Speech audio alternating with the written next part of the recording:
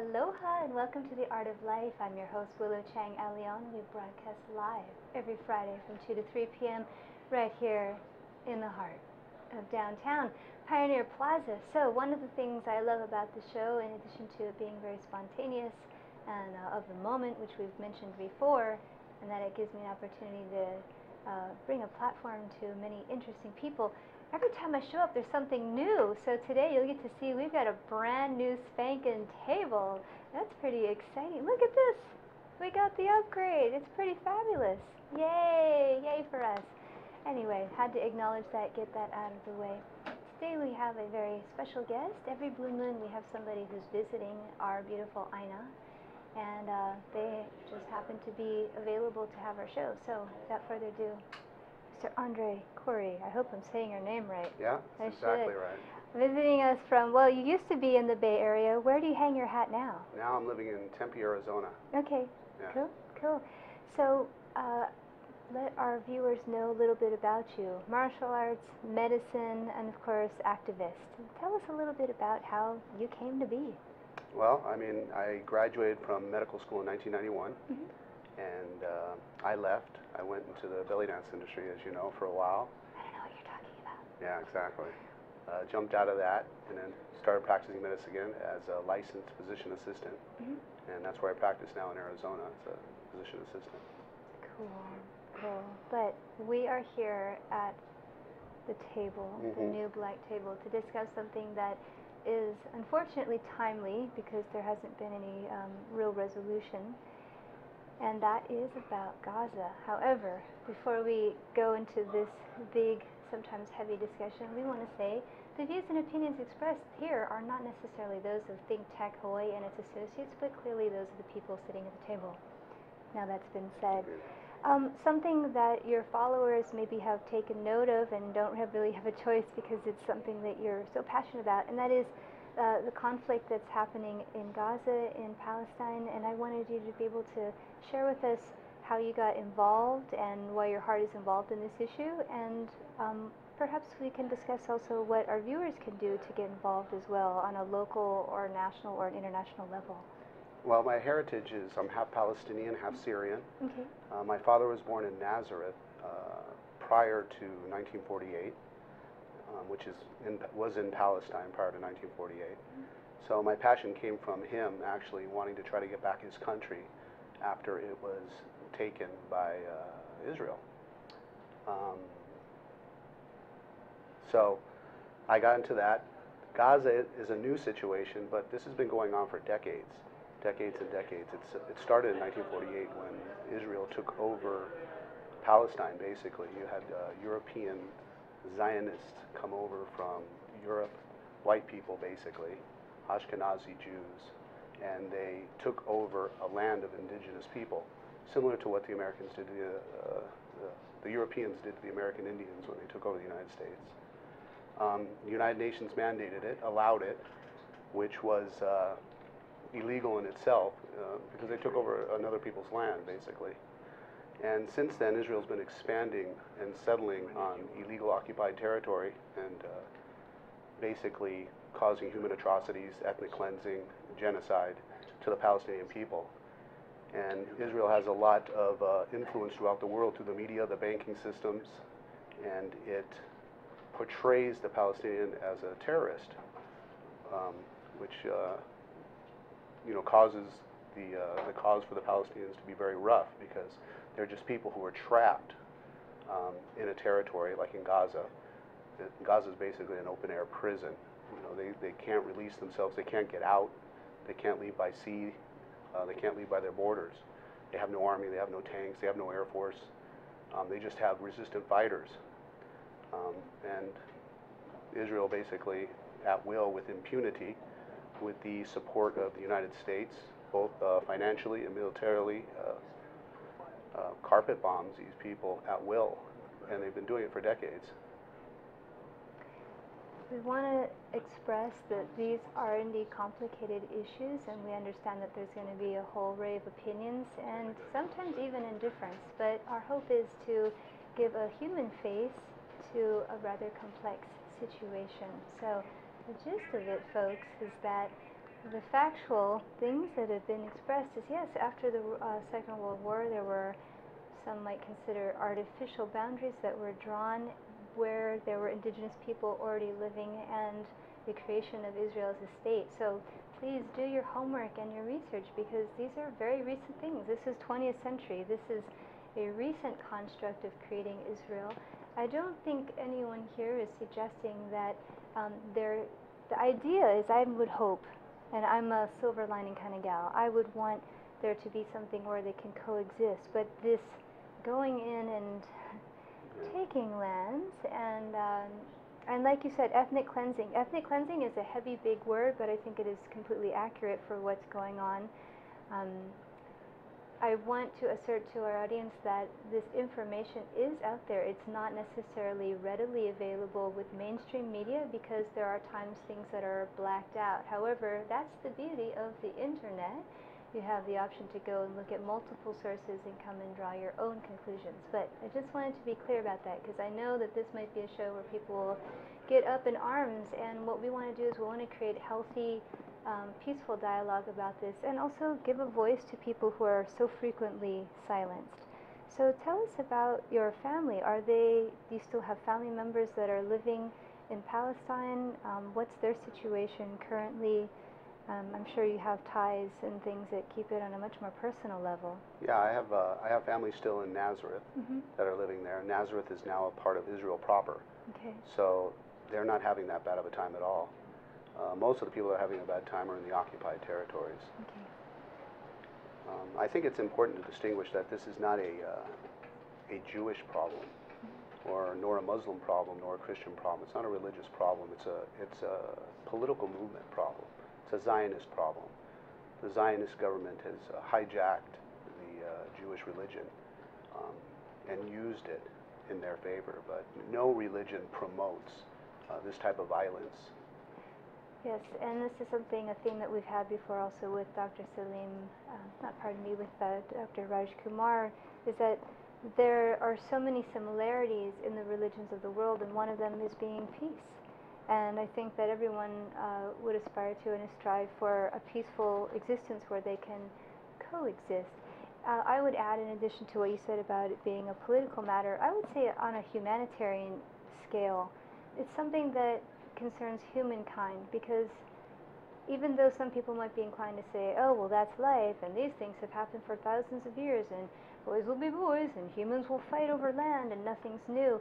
Just because there's an inclination for this to happen, and historically this has happened throughout various societies, we should take the initiative to learn from mistakes, to learn from things, to learn from tragedies, and Lord knows there's no shortage of those, and to take the initiative to find solutions to coexist, where we don't just say, oh, well, too bad about the Hawaiians, too bad about the American Indians, too bad about the Tibetans, too bad what's going on in Somalia and every other place on the planet. There are so many conflicts that are happening. I think the only thing that we could say, which is a sad distinction, is that this conflict has been going on for such a very long time in various forms.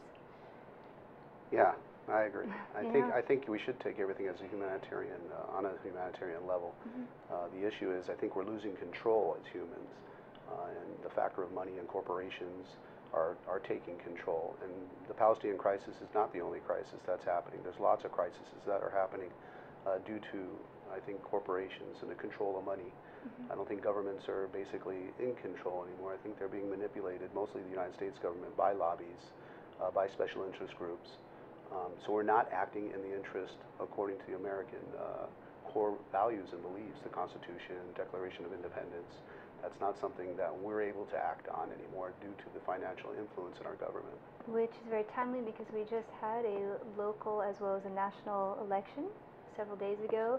I think everyone can see how the 2010 legislation by the Supreme Court allowing super PACs to go in and basically have run of the land has really changed the political outcome in terms of elections, in terms of who can get funding and non-disclosure, and oh my goodness, it's basically everything is for sale, which is really, really sad, because the irony is that one of the greatest things about this country is as you mentioned, our Bill of Rights, our Declaration of Independence, our rights as civilians, as citizens, to speak our mind, to cast our vote. I mean, when we talk about freedom and all the things that people have sacrificed for, there is a tremendous irony that one, the political process can be so influenced by something as money, and two, that so many individuals don't take the initiative to even vote, that the apathy really feels kind of like a disease at this point. I mean, I'm kind of hoping it is curable, because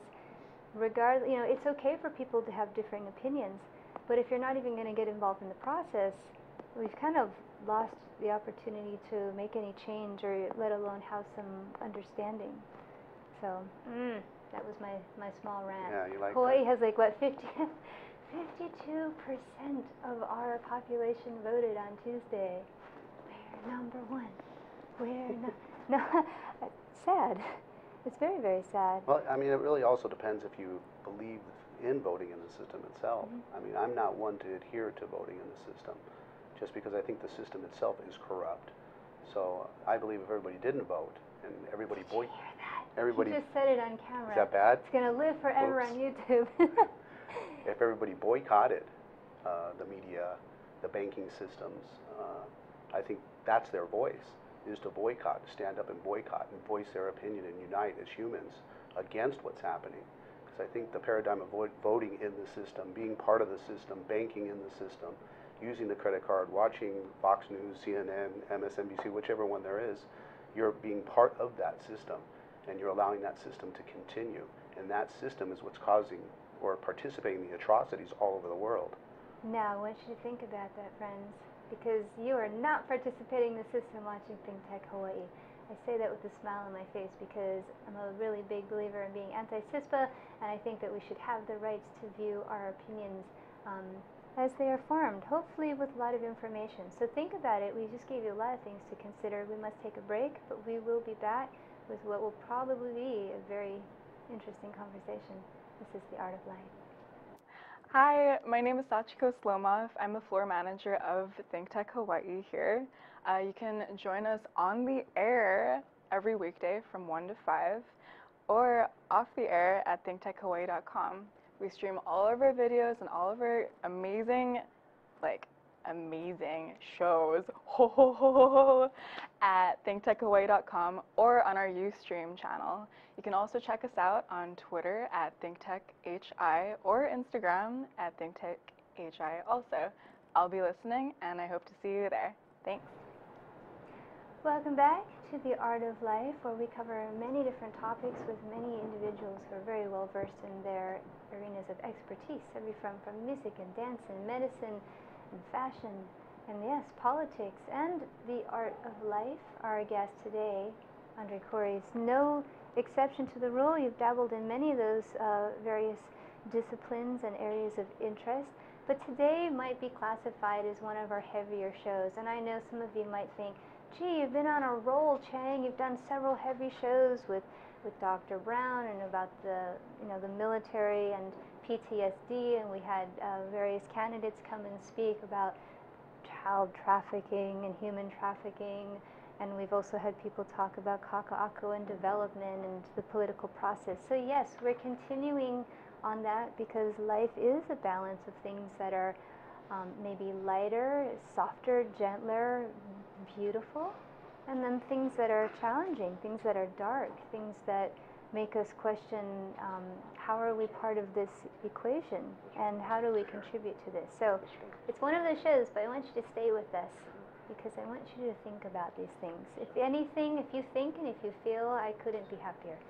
So welcome back. Thank you. You have family in the region, not necessarily in Gaza, but in Palestine, and you have committed a great deal of your personal time and energy to this cause to create awareness. What would you like people to know when they think about this? Because I think that there's a tendency when people think of the Middle East, and if they have a knee-jerk response and they think, Israeli-Palestinian conflict, or I don't want to deal with that, pass the hummus. Like, I want to deal with food and dancing and music, but I don't want to think about those things that are heavy and difficult. What is it that you'd like people to know about the region? You mean politically? It's your choice. I would never tell my guests what to say. I can see that. But I will have a sip of water. I think what they should understand is that the media is giving them a perception that is not realistic. They try to make it very complex. They try to make it a 1,000-year-old problem, so people feel it's too complex to get into. And it's a basic situation of an army, a foreign people taking over a land, occupying the land, and brutalizing a people, an innocent people, which I believe most humans would be against. So if they would just look into it, they would study it, and look at it at both sides. Can I be the devil's advocate? Sure, I These love are that. the things, okay. So Give me these some are of the them. things that people love to say. Hamas. What about Hamas? Oh, you want to talk about Hamas on camera? Huh? I know, because this is one thing that people always love to go, what about Hamas? They're using human people as shields. I mean, I hear a lot of the same things because I discuss these matters with people, and people have different opinions depending on the sources of information of if they're even interested at all, I would add. Just remember, you started it. I did, but you know what? I felt like in the fairness of journalistic integrity, we have to go there as well, because I'm sure some people are thinking, but what about Hamas? What about human shields? Well, Hamas was started, its organization was started in 1985. They really didn't get any strength until much later. So, and the problem has been occurring since 1948. So we can ask the question, what about before Hamas? Why was this continuing to happen? Talking about Hamas in general, Hamas is a legitimate resistant force of the Palestinians. It's a democratically elected group of people, conservative Muslims, that protect and resist for the Palestinians. Under international law, they're allowed to defend themselves or defend against an illegal occupation and resist by any means possible, where Israel isn't afforded that right, according to international law, not according to my opinion. As an occupying force, they cannot claim to defend themselves. They don't have the right to defend themselves. So that's who Hamas is. Lots of people like to correlate Hamas and ISIS together, which they're totally different groups. ISIS is not Islamic. They don't follow by Islamic values by any means. They are an occupying force, just as Israel is. They're spreading out illegally, murdering people. Hamas is trying to get back its land and defend an invader against its land. They represent their people. So they're very, very, very different. I'm breathing here. I'm thinking, because this is, a lot of times negotiating a conversation like this is probably akin, not that I've ever been in combat, but it's like tripwire, and it's like landmines. I mean, there are many things that have to be said in a very mindful way, and a respectful way. I think it's also important to assert that people, regardless of what their religious practice is, or even their racial background, their nationality, their ethnicity, there are plenty of both Muslims and Jews, Palestinians and Jewish nationals, and who want Christians. And Christians. Let's not forget the Christians. Because they're there also. Yeah, the whole kit and caboodle. It's actually very diverse. The Fertile Crescent is diverse. People, do your research. Well, I sounded like William Shatner there. Yeah. Do your research. Sorry, I need a little humor to interject. But seriously, a lot of people do want to coexist. I mean, I have seen and talked to people who are like, hey, we want to find a solution to allow people to coexist. So the reason why I bring it back to that is I think sometimes it's very easy for people to make the jump and say, you're against us and you want to take us down, and we're just going to fight until the bitter end, and we're going to get Old Testament, an eye for an eye. Do you have colleagues or cohorts that you work with that might be from the other side of things, people who are working in tandem to help the plight of the Palestinian people who are Christian, who are Jewish, who are all of the other stuff? I love that box in the census, other. All of the other. Well, I mean, there's a lot of Jewish people who believe in the Judaic faith, who are supporting the Palestinian cause because they're finally realizing and seeing what is actually going on, which is not part of Judaic doctrine.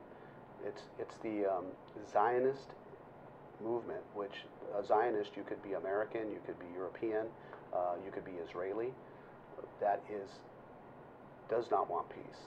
They've never wanted peace. And until people realize this, the conflict won't stop.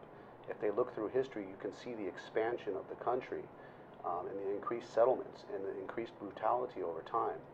So there's never been peace negotiations. This has all been a ploy to increase the settlements, to waste time in politics, to pretend that they want peace. Not to say that the Israeli civilian people don't want peace. That's different. Those people, I'm sure they want to coexist once they understand who they're dealing with. A lot of them don't understand the Arabs, the Palestinians. But once they do, I think they would want to coexist, and I think the Palestinians definitely want to coexist. They've been wanting to coexist for years, but they've been getting pushed, and pushed back. And now they're basically huddled up in Gaza and in the West Bank, which now they're taking over the West Bank. Recently, there have been some really notable advances made economically in terms of boycott, because you had mentioned that as a means for the regular Joe to get involved, to let your money do the speaking. But let's talk shop about SodaStream. Sorry, I didn't prep you in advance. So yes, I don't prep my guests in advance. We just fly off the cuff. But SodaStream was one that I was following personally. Took an interest simply because it's just the right thing to do. Got to keep it Pono. There's been some decisions made in terms of closing or moving, relocating one of the factories. Can you tell us a little bit about that? I know a little bit about that only. I know that they're closing the factory in the occupied territory, I think, and they're moving that into Israeli territory. And a lot of that had to do actually with pressure that was exerted through social media, through purchasing power. Now, I want to say, as a consumer, I'm not here to shut anybody down. I don't want SodaStream to go down and to file for bankruptcy or file Chapter 11.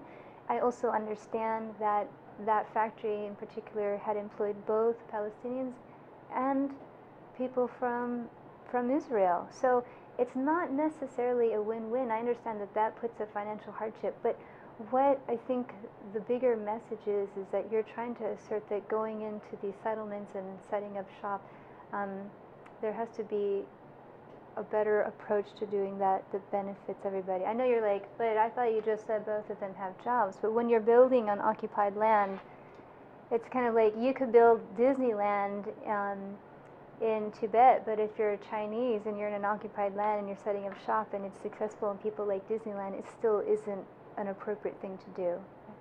Yeah, I've heard this before. A lot of people say, why should innocent people suffer? For example, if you boycott things in the United States because the United States, corporations that are lobbying the United States, people are going to suffer, their jobs are going to suffer. But the way I look at it is when there's any type of human atrocity going on, when you're fighting for humanity, we need to be willing to suffer to continue to have our rights as humans. So Palestinians will lose their jobs per se, if they were working in SodaStream, but people are being murdered, children are being killed. So it's a small sacrifice, I would say. We spared you the disturbing images to put on the green screen, or is there something I should know? No. Okay.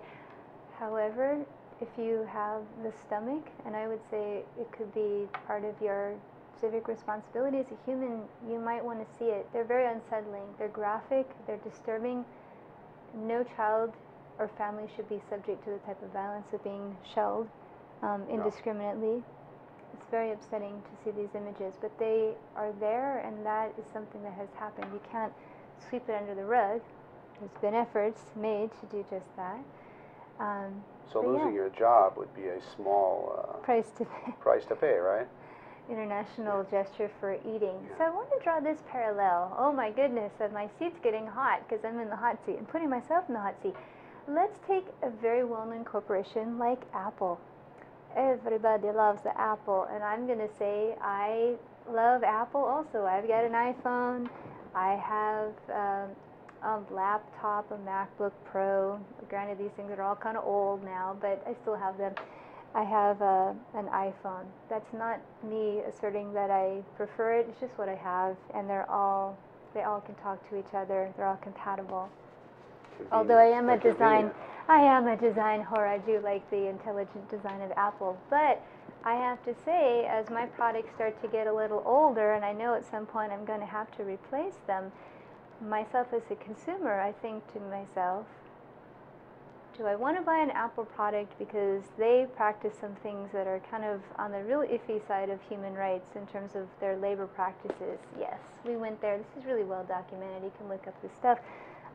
Whether it's the labor forces or the hours that they keep or these little camps, I mean, you know, you can make the argument and say, oh, but they get paid $1.50 a day or $2 a day, whatever it is. Don't quote me on those figures because I'm not giving exact quotes. But yes, they make a wage. Is it a living wage? Debatable. But, you know, these kind of hours that have been set up for Apple employees in China are not necessarily on the humane side of the equation. So as a consumer, I have to think to myself, this is something that I want to personally support, because every time you buy something from them, that's what you're saying. You're condoning it whether you realize it or not. So why do you think it is that people, not that you have to explain for everybody, but why is it that people just buy and they don't really give a rat's butt? Is it more important for them to have the iPhone? Is it more important to have bubbles in their soda? I mean, what do you think is the impetus? What have you found has been the resistance when you talk to people about these matters, where they say, I don't want to talk about that. It's too much trouble. Well, I think part of it has to do with education. People aren't educated in this country about those type of things, about what's going on in other countries. Our education is limited to what the United States wants us to learn. I also think it's about convenience. You know, they work us hard here, they get us into credit card debt, or we get ourselves into credit card debt. We have snippets on the news that they want us to see. So people aren't very educated, they don't know what's going on, they're not aware of what's going on. This is why social media has been a huge aspect to all types of human rights, because now the United States and other countries have taken us out of the village and have separated us as individuals. They don't want us to group together and talk to each other. Most people don't know their neighbors in our country, typically. Hawaii might be a little bit different, but you know, Arizona and California, you usually are a state away from your neighbors. Back in the day, there was villages where when something happened, the whole village would kind of get together. The town crier. Social media has now become the village, and people are now starting to accumulate with the same ideas and start spreading the news about things. Back to the Palestinian situation, nobody ever talked about the Palestinian situation in the past. No white people, no Jewish people, not many people knew about it. Now there's a huge amount of people that are very, very educated on the internet that are spreading the news about all sorts of different human atrocities that are happening all over the world. So now that's when we should stop buying. We should start uniting and stop buying Apple products. We should stop buying SodaStream products. We should stop buying Victoria's Secret, even though I don't buy it necessarily for myself. All those kind of companies are adding to human atrocities. So that's our voice. That would be our voice. I'll add Garnier to that list. Okay, you can do some research on this. We have to take a little bit of a break, but let the Google this away. Find some stuff out. It's the art of life. Ted Ralston, folks, host of our show at ThinkTechHawaii called Where the Road Leads, where we talk about technology influencing the future of Hawaii. Technology, of course, is the art of solving problems. We always bring in interesting and informed guests who can see from different perspectives and different points of view how that future might unfold and how technology can assist us in getting there. So once again, join us 4 o'clock to 5 o'clock on Fridays. Ted Ralston, your host. And please, if you have ideas that you'd like us to address on this show, or folks who you think should be on it, let us know. This is the art of life. It is live, my friends. And what I like to do is I always like to put little links on the Facebook page. You can check us out there. We have everything archived with the back episodes, but you can also find that on YouTube as well. Not only Art of Life, but every show that's produced here by ThinkTechHawaii is there for your watching enjoyment. We will put some links to some of these topics that we have discussed so you can further do your research, but I really hope that you take that as a launch pad to launch your own investigative and reconnaissance work and look into it. Because like I said, we're here to just present a platform and to create dialogue and hopefully get some education going on. But ultimately, the responsibility is to the individual. We trust and respect that you have every capability and every ability to form your own opinion and your own insights and to ask the hard questions that need to be asked. They have to be. Come on, man. What are you waiting for? Written invitation? Hold on. Alrighty. So we were discussing things concerning the political process, and then also social media. It's interesting you should say that, because yesterday, I'm giving you pantomime, on my drive home, I was listening to a local radio program. I won't say which one, but it was local. And they were analyzing the elections, and the discussion about Green Party and Libertarian candidates came up because Hawaii had more candidates of both of those alternative or third party, third or fourth party system. And a lot of people had cited that our local media didn't give fair airtime to these candidates. Sometimes they were not even invited to the debates. So there's this correlation where people say, how can you get education about a candidate if they're not even invited to the debate, or they're not given equal opportunity to air their opinions and their viewpoints and what they plan to do? And what was so surprising is that one of these experts on board said, well, this is the era of social media, so it doesn't really matter if they're on the debate, because they can just go and, you know, put their thing on social media. But, you know, I really took issue with that personally, and I'm not an emotional driver, so I did drive safely.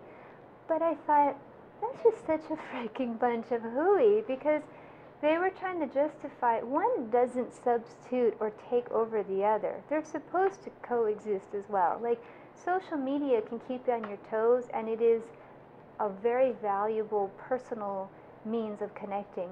But the media, in terms of journalism, which is supposed to present the topics, not tell you what to think unless that's an op-ed piece, is supposed to give an equal platform. And I just thought it was just lazy on behalf of this expert to suggest like, oh, well, if you make a great YouTube video, then you too can become the president or the mayor or the governor. I just thought, I'm not so sure about that. But what do you think? I mean, social media is powerful, but don't you think it would be equally powerful to have CBS, NBC, ABC, everyone else at least giving a little more time to these very difficult situations? Yeah, I totally do. But as I was talking about before, I feel like the media is it's manipulated. It is. It's manipulated by money. It's manipulated by what they want the people to think, what they want the people to vote for. They want the two-party system. Two-party system is a one-party system. It is. They give to both. The Koch brothers give to both. They're the same. It's true. So it's kind of like when Luke Skywalker found out that Darth Vader was his father. I went there. I'm not really big on the Star Wars lore, but I do know that. Sorry, we got to interject some humor here, otherwise we won't be able to. I'm not going to go Chris Rock on you, though. I'm not going to make any jokes about the Palestinian conflict, because there's nothing to laugh about that. This is not a laughing matter. I will say this. I'm going to say it so when I watch my own video, which I do every Friday night because my social life is so exciting, I watch the video and I listen again to what my guests have to say, and that's how I find these little Easter eggs to then put on the Facebook page. I'm going to put a link up that was provided by, I believe it was the BBC, and it was taken with a drone, and it was coverage of what Gaza looks like after the shelling. I saw that. Oh my God. I mean, it leaves me speechless, and I'm very rarely speechless. It was so shocking, and I placed that on Willow Chang Dance on Facebook, and it was interesting because of all the different things that I put, whether it's a clip of Warda or a little kitten or whatnot, this one actually generated, people felt compelled to comment on it, and everybody was collectively shocked. Those were just the people who decided to stick their neck out and say something.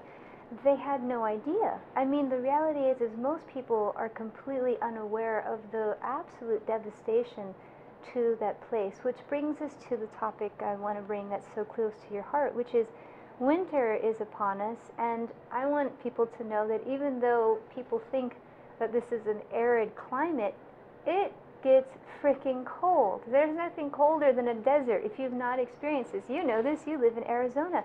It gets very, very cold. If you have no home and you have no material goods to keep you warm, to provide shelter and comfort and keep you safe, what are you going to do? So you have, you're involved with a project to help provide coats, winter coats for children. Can you tell us a little bit about this? Yeah, I joined up with in a group called Humanity for Palestine, which was started by a man named Peter Cohen, which he's Jewish, by the way. Yeah, it happens. He's the leader of this organization, and it actually didn't start off as an organization. It started off as his personal page. Okay. He was so devastated about what was happening in Gaza. He started a page. He got overwhelmed with the amount of members that he had, so he decided to start a group. And this group started to form into a group that had different wings. It now has a boycott wing, a BDS wing. It has a giving wing, which is the coat, where they did the coat drive. So we're doing a coat drive. You can find out about the coat drive on humanityforpalestine.org. Okay. And what we're doing is we're getting donations. I think we're close to surpassing $20,000 at this point for children for winter coats. Because like you said, there's been such devastation, they're homeless. They have no homes. Their clothes were all, devastated within the bombing. Right. So this movement is to supply them with basically coats. Which I love that idea. The coat is it keeps the heart warm. Keeps the heart warm. It keeps the body safe. It keeps the heart warm. So again, we'll put the link. I have a graphic. I'm so terrible because sometimes, yes, I just said it on camera. I am terrible. I get so enthusiastic, and sometimes I forget that we have images. I do think we have an image. I don't know if we can cut away to it. It's the logo for Humanity for Palestine. But you mentioned something that's really interesting. So that is, you said there's many wings. There's many wings or many branches on this tree in ways that people can get involved and they can help out. So if your heart is not into the boycotting, maybe you just really want to go to Victoria's Secret and you need to have a pair of panties that says pink on your okole. That's the Hawaiian word for butt. Well, who are we to stop you from enjoying your underwear? But maybe you want to help out and make a donation so a child can have a coat and actually possibly survive the winter. I mean, this is not just about staying warm. This is, when you start getting into issues of hypothermia, talking to a doctor here, you get that body temperature low enough and it is not good for the body. Right. So something to think about. You can help out in many ways. You can use your dollars in many different ways, whether that's boycotting things. I'm sure there's something as simple as sharing. That's something I love about social media is you click share. How else we get all those kitten videos, right? Just share something. You can even say, I know this is a complex situation, or I really want people to think about this in a humanitarian way, or my heart goes out to the children. You don't have to get into the nitty-gritty of, foreign diplomacy and get dragged down by the heaviness of it. I mean, I do really think that if people could just return back to the heart of the matter, which is these are people. These are people's grandmas, their uncles, their dads, their aunties. They have pets, they have lives, they have dreams. They write poems, they want to get through school, they want to travel, and none of those things are an opportunity to live your life in these conditions, whether you're homeless or you can't even leave. I mean, there's no humanity in that. No, none at all. No, I mean, I think the best thing people could do is go and visit during the bombing. Wow. Then they would get a perspective of what is actually happening. I mean, I might have to watch just the drone footage, but... Well, I mean, because they would get a real perspective. I mean, an American would never stand for what's going on over there if they really knew what was going on over there. Oh yeah, okay, we can flash some pictures. How awesome is that? Okay, take it away, my American friend. Ooh, la la. That's my mom. This is his my mom was a belly dancer back in the day. She's giving you the bedroom How she met my dad.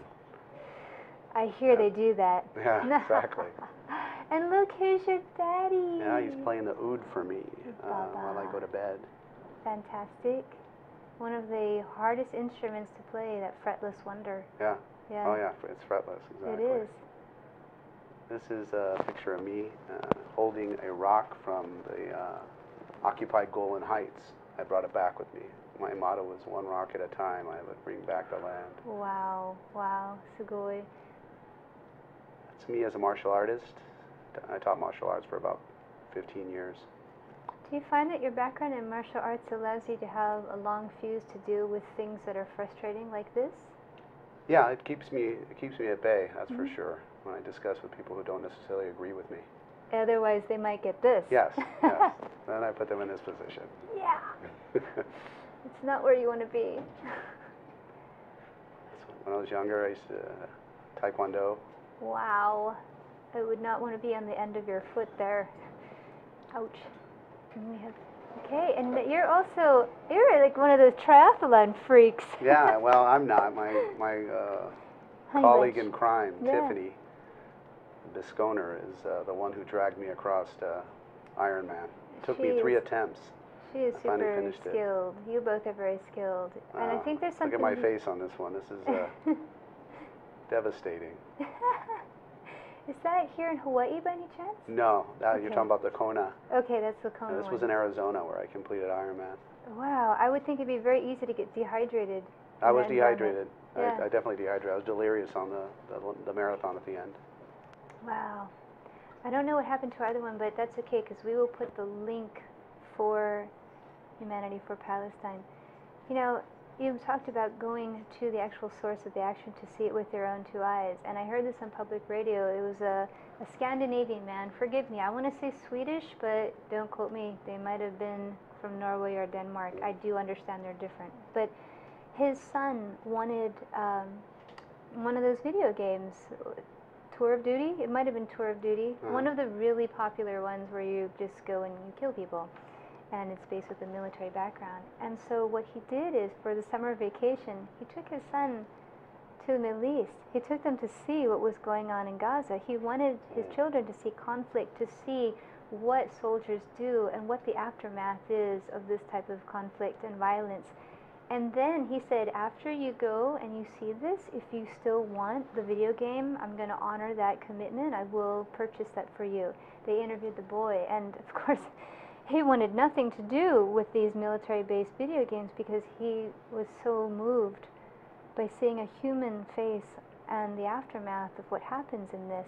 And I think that that's something, it's a big can of worms that just opened there, and I don't want to insult gamers, but you know, it's something to consider. I do think that there's a numbing that occurs when you see so much violence. Maybe you don't put into perspective what it actually involves, which is suffering. I think that's one of the aspects that the world uses for dehumanization. Absolutely. That's part of the tactic. I mean, nobody could handle this many people getting massacred and really realizing they're human. Yeah. You know. We've come to that time that I load, which is the end of our show. We just never have enough time. But I'm hoping when you come back to Hawaii, or perhaps we can have a Skype interview, follow up on this. We'll put the links on the show. But thank you for your time, and thank you for investing the energy and the effort to help educate people and to raise awareness. Because you know what? We are all one. It sounds very kumbaya, but there's a beautiful truth to that. So That's true. thank you, Mr. Andre. Thank you very much. This is The Art of Life. I'm also going to put some links to let you guys know about the keffeya, because I want you to be able to wear the keffeya. About 6 years ago, it was a very international global fashion statement, but it's a fabric that has a great history, and it is not something associated with terrorism. I want you to know that. The keffeya is a textile of pride for the whole Levant, the whole Middle East. This is The Art of Life. We're keeping it Pono. See you next week.